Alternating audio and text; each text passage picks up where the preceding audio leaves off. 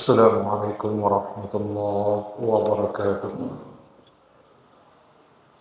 Innal hamdalillah wassalatu wassalamu ala Rasulillah wa ala alihi wa sahbihi wa mawala.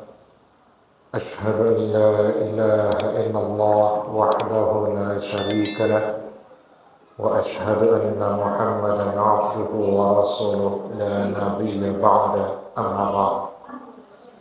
وقد قال الله تعالى في القرآن الكريم: أعوذ بالله من الشيطان الرجيم بسم الله الرحمن الرحيم ولكل أمة جعلنا منسكا ليذكروا اسم الله على ما رزقهم من بهيمة الأنعام فإلهكم إله واحد فله أسلموا وبشر المخبتين صدق الله العظيم. Bagi setiap umat telah kami jadikan syariat penyembelihan supaya mereka menyebut nama Allah atas apa yang Allah rezekikan kepada mereka berupa hewan ternak. Maka ilahmu adalah ilah yang esa, berserah dirilah kamu kepadanya, dan berikan bergembira orang-orang yang patuh atau tunduk kepada Allah Subhanahu wa ta'ala. Kaum muslimin, kaum muslimat rahimakumullah, puji dan syukur kehadirat Allah Subhanahu wa taala yang masih memberikan kepada kita nikmat iman serta Islam. Kemudian salawat berikan salam kepada junjungan kita Nabi Muhammad sallallahu alaihi wasallam. Dalam surat Al-Hajj, surat yang ke-22 ayat 34 yang telah kita bacakan tadi menjadi dalil bahwasanya di dalam syariat Islam ada ibadah dalam bentuk penyembelihan.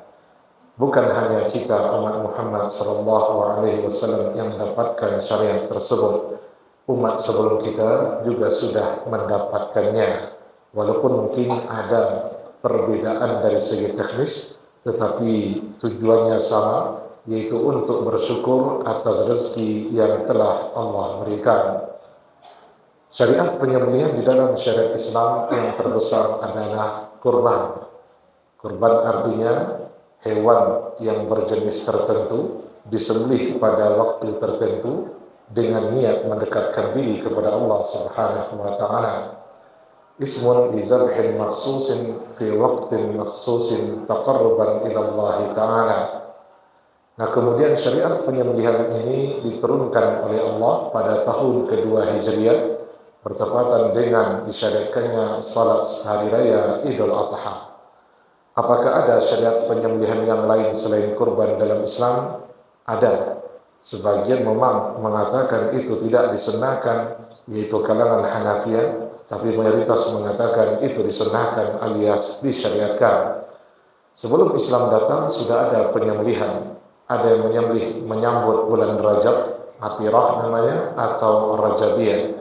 Ada yang menyambut kelahiran, akikah namanya. Rajabiyah dan Atirah dihapus oleh Rasulullah SAW. Sedangkan penyembelihan dalam rangka kelahiran, yaitu akikah, itu ditetapkan oleh Nabi sebagai sunnahnya.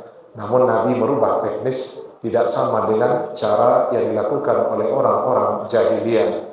Nah, dalam mazhab Hanafiyah, akikah itu mereka anggap hukumnya makruh karena meniru kebudayaan orang-orang jahiliyah. Namun Nabi sendiri mengakikahkan cucu beliau Hasan dan Husain. Berarti itu sudah menjadi semacam sunnah fi'liyah dari beliau dan kita dituntut untuk menirunya. Namun teknis yang Nabi rubah sehingga tidak sama dengan cara orang jahiliyah. Kalau orang-orang jahiliyah mereka sembelih seekor ternak, kemudian mereka ambil darahnya, lalu darahnya disiramkan ke kepala bayi yang baru dilahirkan dalam rangka membuang kesialan atau melindungi bayi tersebut dari gangguan roh-roh jahat. Kemudian dalam Islam diganti menyiramkan darah ke kepala bayi dengan mencukur rambut si bayi. Kemudian hasil cukuran tersebut ditimbang, berapa beratnya, seberat itu pula lah kita bersedekah dengan emas atau dengan perak. Boleh juga dengan nilainya. Kemudian ketika kita diakikahkan, diberi nama, ketika itu dicukur dan ketika itu disembelih seekor ternak sebagai ungkapan rasa syukur kita kepada Allah Subhanahu wa taala. Namun yang perlu kita ingat, syariat akikah dengan syariat kurban itu tidak ada hubungan sama sekali. Kalau ada yang menghubung-hubungkan itu berlebihan. Dengan mengatakan kalau belum diakikahkan maka dia tidak bisa berkurban. Seolah-olah akikah menjadi syarat supaya sah kurban kita. Nah, pendapat ini tidak berdasar. Karena banyak sahabat yang tidak diakikahkan orang tuanya, mereka tetap melaksanakan ibadah kurban. Nabi SAW menurut pendapat yang lebih kuat boleh juga tidak diakikahkan orang tuanya, tidak pula oleh kakeknya dan pamannya. Beliau beribadah kepada Allah dan tidak pernah meninggalkan ibadah kurban.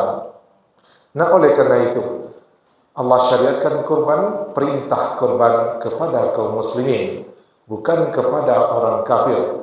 Siapa saja yang mendapatkan perintah tersebut, ada hal-hal yang mesti dipenuhi supaya mereka mendapatkan perintah untuk berkurban.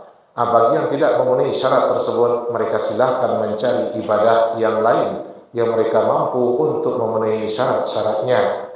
Yang pertama adalah muslim, bukan orang kafir. Orang kafir kalau ikut berkorban, bukan korban namanya, itu semacam sumbangan sosial biasa.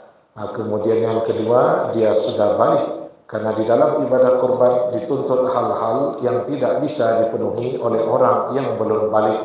Orang belum balik dianggap pemikirannya belum matang, sehingga kalau dituntut untuk berniat dalam ibadah, dia dianggap belum mampu untuk melaksanakan niat yang disuruh oleh syariat. Kalau untuk melafazkan niat, itu anak-anak lebih pandai dari kita. Tapi kalau niat yang disyariatkan itu sebagaimana hanya mengharapkan ridha Allah semata, kemudian semata-mata mencari pahala dan lain sebagainya, maka anak-anak yang belum balik dianggap belum bisa matang untuk melaksanakannya. Maka kalau dia sudah balik, dihukum pemikirannya sudah matang, dia sudah bisa melaksanakan perintah agama sesuai syariat. Maka yang dapat perintah itu adalah orang yang sudah balik, kemudian dia berakal. Muslim balik berakal. Kalau dia hilang akal alias orang gila, maka tidak salah kurbannya. Kalau ada orang gila yang didaftarkan, tolak saja, ya percuma, karena dia berniat tidak pandai, ya tata cara ibadah pun tidak bisa.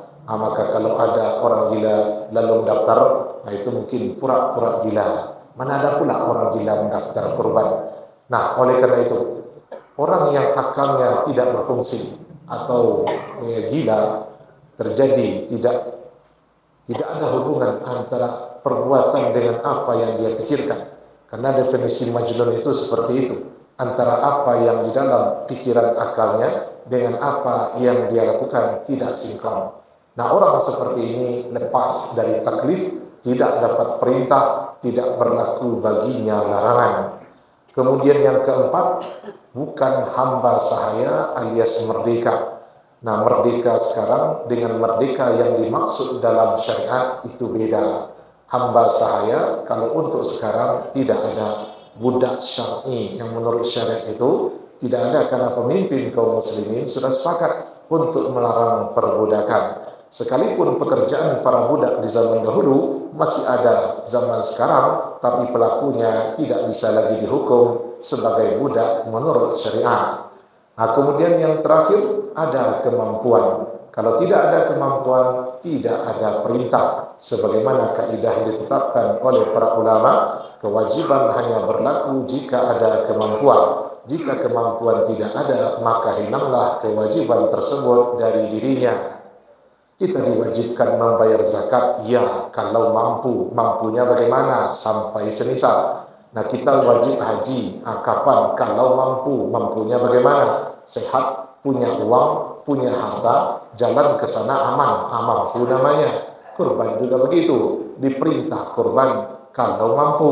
Mampunya itu siapa? Orang yang punya seekor kambing atau punya harga seekor kambing, walaupun dengan cara berhutang. Ini mazhab paling lapang dalam masalah standar kemampuan berkorban. Dia bisa punya uang 3 juta rupiah untuk membeli seekor kambing atau untuk mendaftar ikut kurban. di mana uang tersebut bisa dia kumpulkan dengan cara hutang. Hutang yang kita maksud hutang yang halal, bukan akadnya yang haram. Hutang yang memang ada sumber pelunasannya, bukan tidak ada sumber pelunasannya. Dia memang punya pendapatan rutin, tapi kalau untuk dia 3 juta sekaligus butuh waktu mengumpulkannya beberapa bulan. Nah sekarang dia butuh mengumpulkannya beberapa bulan, tapi hari raya kurban sebentar lagi dia ingin berkurban, maka dia boleh berhutang, lalu hutang tersebut dia bayar secara berangsur-angsur. Nah orang seperti ini kata mazhab Hambali termasuk orang yang mampu berkurban. Kalau kita sampaikan hadis Nabi, mawajada sa'atan falam yudhahi fala yaqrabanna musallana, siapa yang mampu untuk berkurban lalu dia tidak mau berkurban, jangan sekali-kali mendekati tempat salat kami. Diancam dia, jangan duduk-duduk tampak kami salat hari raya. Mandaki sena boleh, apole satolo amadanga katubah duduk di sini.